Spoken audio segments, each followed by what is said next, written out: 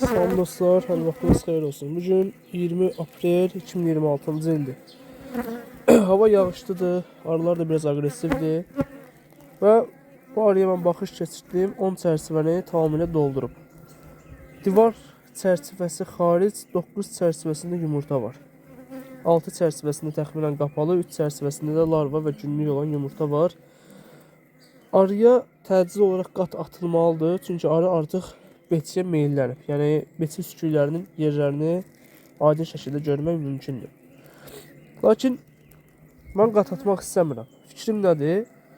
Demək, keçən dəfə videoda mən bölmə haqqında danışdım. Arıları bölərkən hazır ana arı ilə və yaxud da anası buraxmış koloniyadan, güclü koloniyadan ana arı üsküyü verərək bölmə etməyin daha faydalı olduğunu düşündüyümü dedim. Və indi ağlıma belə bir fikir gəldi ki, və bunu da başqa arıçılar əlbəttə ki yoxlayıb, arını betiyə meylləndirib bölmək. Baxın, çox güclü bir koloniyadır. Təxminən bu arı, yəni beçə versə 4-5 çərçivəli rahat beçə verə bilər. Və hal-hazırda bu arı beçəyə meyllənsə təxminən 15-20 ədəd ana arı üsküyü düzəldə bilər. Yəni o güclü olan arıdır. Niyə görə beçəyə meylləndirib bölmək istəyirəm? Çünki arı güclüdür və güclü koloniyanın yetişdirdiyi ana arılar da güclü olur. Və beçə arıya meyllənərkən beçəyə hazırlanan ana arılar da ən keyfiyyətli ana arılar olur. Və koloniya sayını çoxaltmaqdan ötürü məncə çox gözəl üsuldur. Niyə görə? Məsələn, bu arı 4-5 yerə bölmək istəsəm, 2 çərçivə ilə ana arını əsas koloniyada saxlayıb, arını beçə üsküyləri ilə rahat şəkildə, məsələn, bu yeşikdən 3 dənə bölmə ala bilərəm. Düzdür, zəif bölmə olacaq, çox da güclü olmayacaq. Lakin koloniya sayını artırmaqdan ötürü məncə gözəl üsuldur. Amma nə qədər zəif olacaq, nə qədər güclü olacaq, hansı vaxta qədər 10 çərçivəni dolduracaq, bunu yoxlamaq istəyirəm. Bundan bir dənə bölmə almaq olarmı? Olar, güclü bir bölmə ala bilərik. Lakin həmin bölmədə sadəcə bir ana arı üsküyü saxlamağa məcburuq. Çünki 2-3 ana arı üsküyü saxlasaq, o bölmə də yenidən beçəyə meyllənə bilər. Beçə verə bilər. Ona görə inşallah mən bu arını beçəyə meylləndirib, ana arı üsküylərinin ağzı qapandıqdan sonra mən bu aradan bölmə alacağım. Təxminən bir 5 gün, 6 gündən sonra. Və belə bir sual da ağlımda qalıb mənim ki, beçəyə meyllənmiş koloniyadan beçəyə hazırlanmış ana arı üsküyü ilə bölmə etsək, həmin koloniya, həmin ana arı beçəyə meyilli bir arı olar yoxsa yox? Yəni gələcəkdə onun beçə vermə ehtimalı yüksək olar yoxsa yox?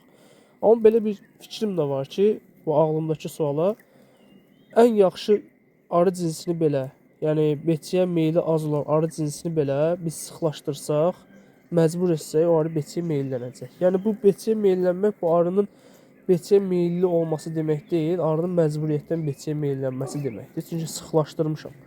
Yəni 10 çərçivədədir, mən rahatca bu arıya qat atsam, arı yəni 3 günə, 4 günə qatı götürəcək. Yəni ən azı 3 çərçivəsindən 4 çərçivəsindən yumurta atacaq. Çünki 10 çərçivədə 6 dənə qapalısı var. 3 dənəsində larva, günlük var. Hətta divar çərçivəsinin birində də, bu tərəfdəyində günlük yumurtalar var. Yəni arı rahat şəkildə qata çıxar. Lakin yoxlamaq istəyirəm. Görək nəticəsi nə olacaq.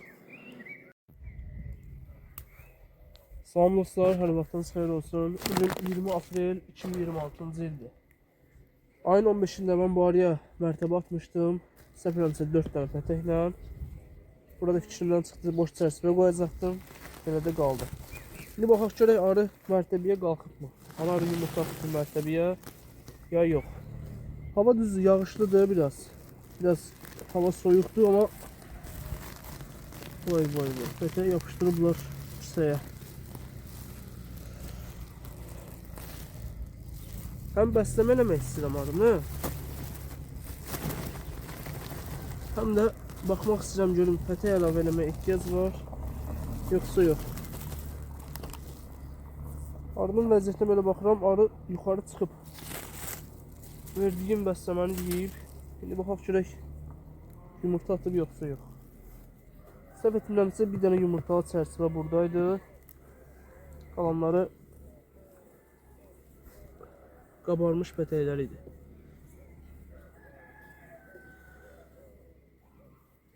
Arı çıxıb, amma hələ ki yumurta yoxdur burada.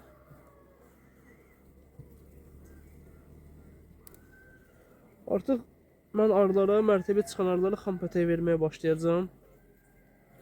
Buradakı yumurtaların çoxu doğulub.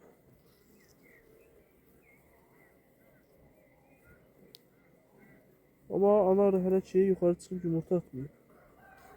Həm yumurtalar tam doğulmayıb. Yəni orta hissə doğulub. Kənar hissələr hələ də qalır.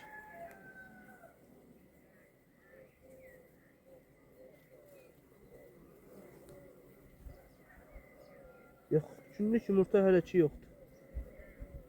Ana arı çıxıb yumurta atmıyor. Həm hava soyuqdur. Bir neçə gündür yağışlı keçir havalar. Amma arının vəziyyətinə baxanda hiss olunur ki, arının mərtəbəyə həqiqətən də ehtiyacı var idi. Hətta verdiyim bəsini demək olar ki, bura yığıblar. Burada qida parıldayır.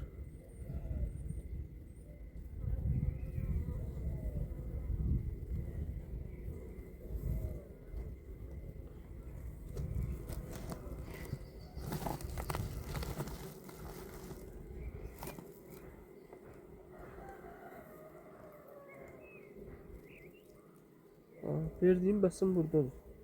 Bir də. İndi mən arıya əlavə olaraq 2 dənə xam pətək verəcəm. Arı boş dayanmasın, qabartsın. Çünki yağış yağanda içəridə mən belə düşünürəm ki, çox sıxlıq yaranır. Həddindən artıq. Bəzən olur ki, arı beçiyə meyllənə bilər. Beçənin qarşısını almaqdan ötürü meyllənmə olmasın deyə əlavə pətəklər verəcəm. Daha doğrusu 2 dənə xam pətək verdim və təbii ki, bəsləməsini verəcəm. 1 milyon şərbət.